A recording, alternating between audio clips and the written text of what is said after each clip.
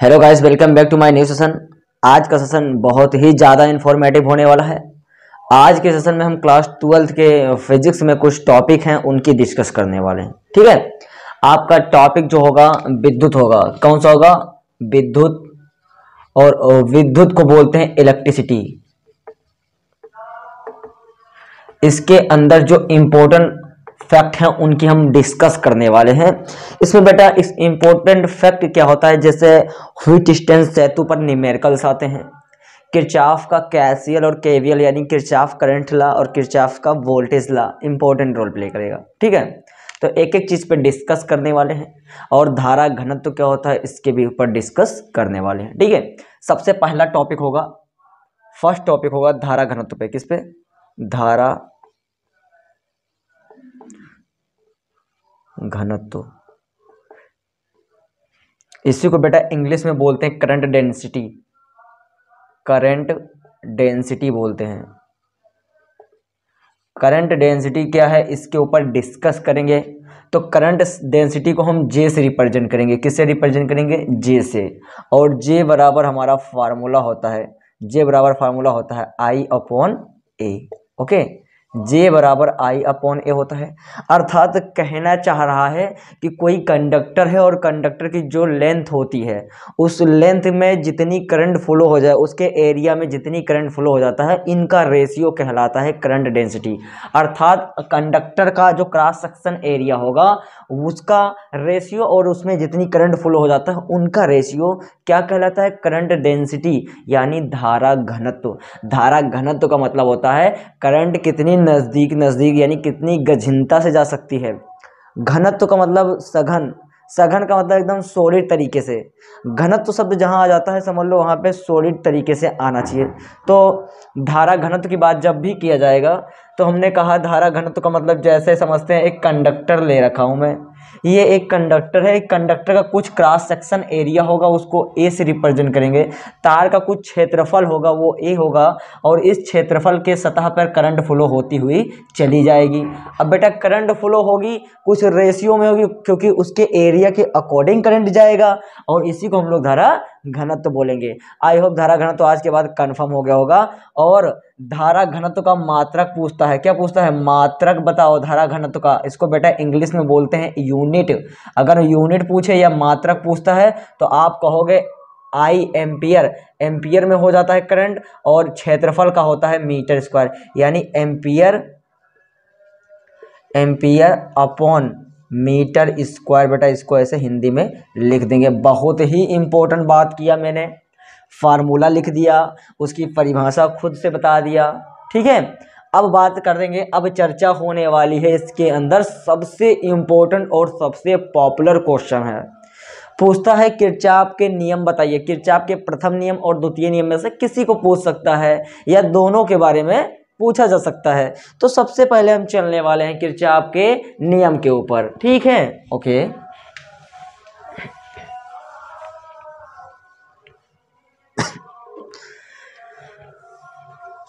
तो सबसे पहले मैं इलेक्ट्रिसिटी के अंदर पढ़ने वाले हैं किरचॉफ का नियम। किरचॉफ का नियम, किरचॉफ का नियम पढ़ेंगे। अब किरचॉफ के नियम में इसको हम किरचॉफ लॉ बोलते हैं। क्या बोलते हैं? किरचॉफ लॉ बोलते हैं। किरचॉफ लॉ का मतलब किरचॉफ का जो नियम होगा उस पर डिस्कस किया जाएगा। किरचॉफ एक वैज्ञानिक थे, उन्होंने जो एक्सपेरिमेंट किया था उस एक्सपेरिमेंट के थ्रू उन्होंने दो नियम दे डाले। अब प्रथम नियम उसको बना दिया एक को और एक को द्वितीय नियम। प्रथम नियम क्या कहता है इसका बहुत अच्छा डीपली से डिस्कस करने वाले हैं। तो देखिए सबसे पहले प्रथम नियम पे जाएंगे। किस पे? प्रथम नियम। तो बच्चों किरचॉफ ने प्रथम नियम दिया था फर्स्ट लॉ इसको बोलते हैं। फर्स्ट लॉ को हम लोग बोलते हैं केसीएल। क्या बोलते हैं? केसीएल। केसीएल का मतलब होता है किरचॉफ्स, किरचॉफ्स करंट। सी मतलब करंट, सी मतलब करंट शब्द से है और एल मतलब लॉ। किरचॉफ्स करंट लॉ इसी को बोलते हैं यानी धारा का नियम। धारा का नियम बोलते हैं। धारा का नियम देखिए क्या होता है, इसको डिस्कस करेंगे, डीपली डिस्कस करेंगे। किरचॉफ्स करंट लॉ बहुत ही इंपॉर्टेंट है, इस पे न्यूमेरिकल्स आते हैं और इसके डेफिनेशन पूछेगा तो 2 नंबर का होगा। इस पे न्यूमेरिकल्स आते हैं, ऑप्शनल वाले भी आते हैं और 4 नंबर के भी आते हैं। ठीक है, मैं बेटा वो फैक्ट बता रहा हूँ, 7 साल का एक्सपीरियंस है मेरा, मैं ये बता रहा हूँ कि इसमें से क्या पूछेगा तो कितने मार्क का होगा। अगर यहाँ पे आपसे न्यूमेरिकल का पोर्शन टच करेगा तो 2 से 4 मार्क का होगा। थ्योरेटिकल पोर्शन पूछेगा, अगर एक प्रथम नियम को पूछा है तो 2 नंबर का, और किरचॉफ्स के दोनों नियम को पूछेगा तो 4 नंबर का। या यहाँ से बहुविकल्पीय क्वेश्चन बनेगा तो वही न्यूमेरिकल्स दिया होगा, उसको ऑप्शन में दे रखा होगा 1 नंबर का। ठीक है, ज़्यादा डिस्कस नहीं करेंगे, न्यूमेरिकल पोर्शन को देखते हैं भी क्या कहता है। किरचॉफ का पहला नियम कहता है धारा का नियम, अर्थात ये कहने वाला है कि संध की ओर जाने वाली सभी धाराओं का योग संध से दूर जाने वाली सभी धाराओं के योग के बराबर होता है। अर्थात कहना चाहता है कि धाराओं का बीजगणितीय का योग 0 होता है। ओके, अब ये कहानी जो कही गई है उसको फिगर के माध्यम से समझेंगे तो ज़्यादा अच्छे से क्लियर हो जाएगा।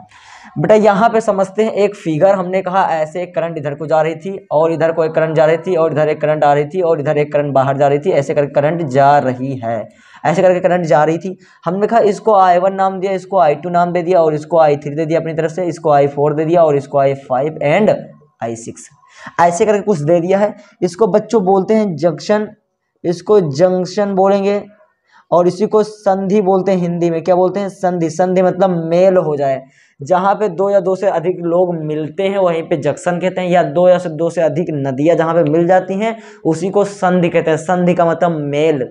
ये ना समझ में आए तो बात करने वाले हैं जंक्शन की, जहाँ 2 या 2 से अधिक रेल की पटरियाँ आके मिलती हैं वो जंक्शन हो जाता है। जैसे फैजाबाद जंक्शन है, अयोध्या जंक्शन है, आपका लखनऊ जंक्शन है, बाराबंकी जंक्शन है, सोहावल, बहुत सारे जो जंक्शन हो गए, सोहावल नहीं है। ओके, तो ये सारी चीज़ें क्लियर हो गई। अब देखिए हमने कहा था संध की ओर आने वाली सभी धाराओं का बीजगणितीय योग, तो संध की तरफ जो जो जा रहा है उनको देखेंगे। हमने कहा ये संध से दूर जा रहा है, ये बाहर की तरफ जा रहा है। कहाँ जा रहा है? बाहर। हमने कहा संध से बाहर जा रहा है, लेकिन ये हमने जंक्शन बना रखा है। यहाँ पे देखिए I1 अंदर की तरफ जा रहा है और I2 बाहर आ रहा है। हम अंदर जो जो आ रहे हैं उनको पकड़ेंगे। I1 अंदर जा रहा है, I3 अंदर जा रहा है और I6, तो I1 प्लस I3 और प्लस I6 बेटा ये अंदर की तरफ जा रहा है। अच्छा, बाहर की तरफ कौन कौन जा रहे हैं उनको लिखना है, इस साइड में लिखेंगे।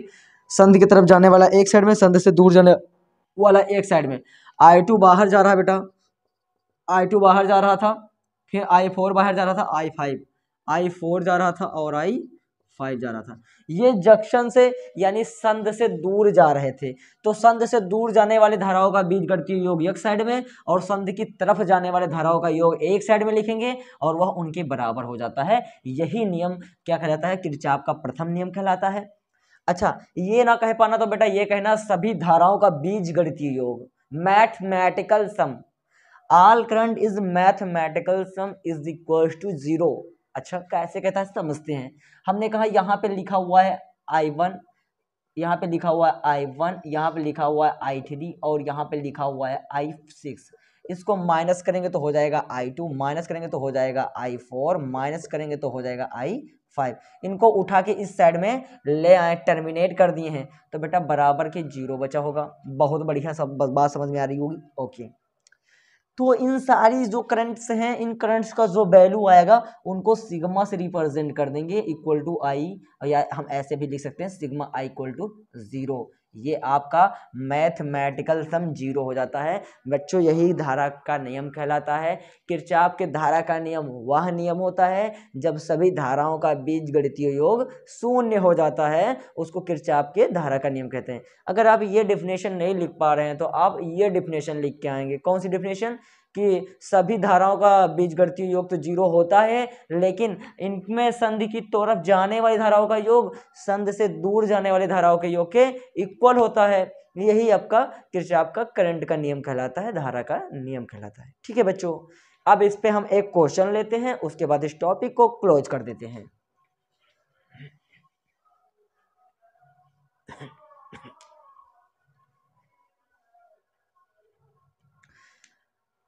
एक क्वेश्चन हमने ले रखा है बाबू, ये आपका क्वेश्चन एक हमने ले रखा है। इस क्वेश्चन को बढ़िया से सॉल्व करेंगे और बताएंगे इसका आंसर क्या होगा और कैसे बताएंगे किरचॉफ के करंट नियम से। यहाँ पे KCL को लगाएंगे, KCL को अप्लाई करेंगे, केसीएल जैसे हम अप्लाई करेंगे तो आपको समझ में आ जाएगा। यहाँ पे केसीएल का रूल अप्लाई करेंगे बच्चों और अब बता देंगे कैसे क्या होगा। आप देखिए ये एक जंक्शन है, ये एक संधि है, तो जंक्शन के अंदर जाने वाली धारा एक ही धारा है 2 एम्पियर की। 2 एम्पियर की धारा जंक्शन के अंदर जा रही, बाकी दोनों धाराएं, तीनों धाराएं जंक्शन से दूर जा रही, तो दूर जाने वाली 3 एम्पियर होगा, 2 एम्पियर होगा और आई 1 एम्पियर होगा। बात समझिए। तो बताइए ये 2 एम्पियर और 3 एम्पियर सबको उधर भेजेंगे तो 2 एम्पियर पहले से था, माइनस का 3 एम्पियर और 2 एम्पियर को जोड़ लो तो 5 एम्पियर हो जाएगा और प्लस में I1 हो जाएगा। 5 एम्पियर 2 एम्पियर में से घटाएंगे तो माइनस का 3 एम्पियर आ जाएगा बराबर I1। बेटा I1 का जो वैल्यू है वो 3 एम्पियर आएगा माइनस का। ठीक है, अब फिर देखिए यहाँ पे फिर से सोल्व करेंगे तो ये I1 जा रही है जंक्शन के अंदर, तो जंक्शन के अंदर माइनस 3 एम्पियर करंट जा रही थी और जंक्शन से दूर 3 करंट जा रही थी। एक एम्पियर का था, 2 एम्पियर का था और प्लस में I2 करंट था। अच्छा 3 एम्पियर था और यहाँ पे देखिए माइनस का 3 एम्पियर हमने लिख दिया। 1 एम्पियर और 2 एम्पियर को जब ऐड करेंगे तो 3 एम्पियर ये भी हो जाएगा और प्लस का हो जाएगा I2। बताओ ये 3 एम्पियर माइनस अभी प्लस में हो, उस तरफ जाएगा तो माइनस में हो जाएगा, 6 एम्पियर बराबर I2। तो I2 का मान भी बच्चों आ गया है माइनस का 6 एम्पियर, माइनस का 6 एम्पियर आया। अब ये बताइए अभी जंक्शन के अंदर जब जा रही होगी तो उसको लिखेंगे, I2 जंक्शन के अंदर जा रही है तो माइनस का 6 एम्पियर और बराबर का निशान लगाएंगे, 2 करंट बाहर जा रही है, कौन कौन सी, 3 एम्पियर की और I। अच्छा बच्चों ये बताइए 6 एम्पियर है, ये 3 एम्पियर, 3 एम्पियर उधर जाएगा तो माइनस होगा, तो माइनस का 9 एम्पियर बराबर I की जो एग्जैक्ट मान आया है वो माइनस का 9 एम्पियर है। I का जो एग्जैक्ट जो एक्चुअली में मान आया है, ऐसा सॉल्व करते हुए क्वेश्चन को जाएंगे केसीएल के नियम से, और जो I का एग्जैक्ट वैल्यू आया है वो कितना आया है आपको दिख रहा होगा, माइनस का 9 एम्पियर। आई होप ये क्वेश्चन बहुत ही बेहतरीन तरीके से आया होगा। अब इस तरीके के कोई भी क्वेश्चन आपको मिलेंगे तो आप एकदम से उसको क्या क्लियर कर ले जाएंगे। ठीक है,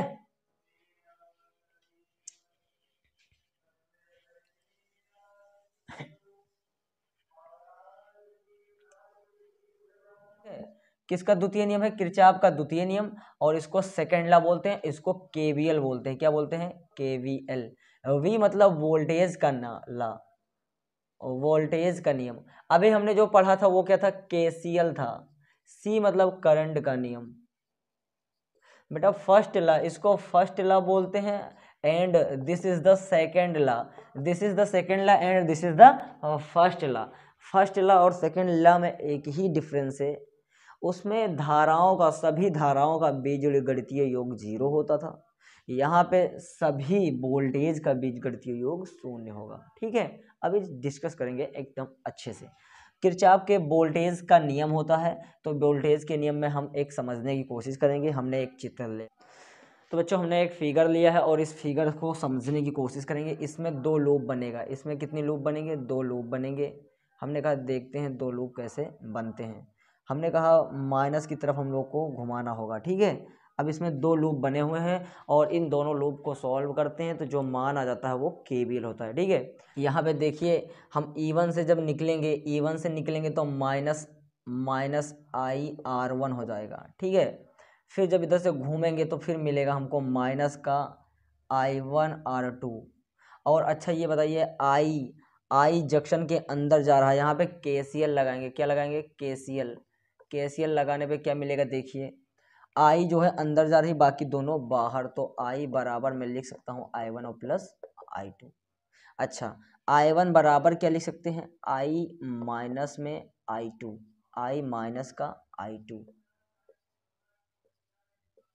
I माइनस का I2 हम लोग I1 बराबर लिख सकते हैं।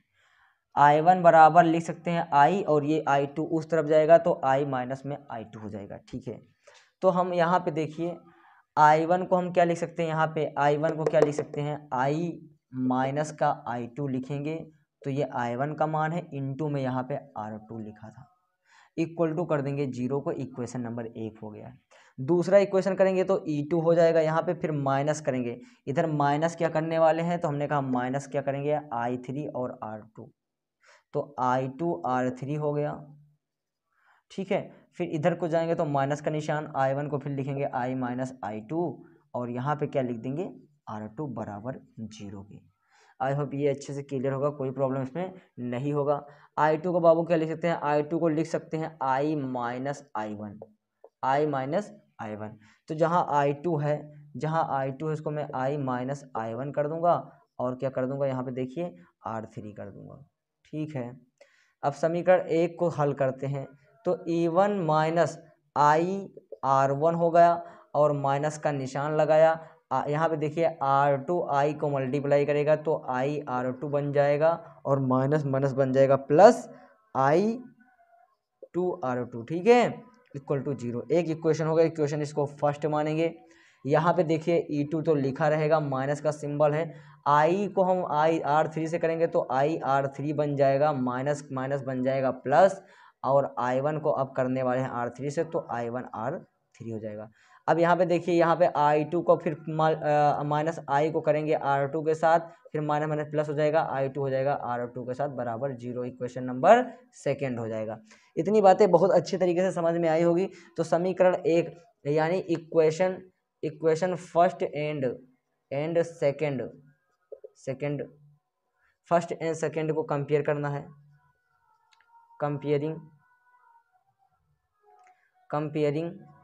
Comparing equation first and second करने वाले हैं।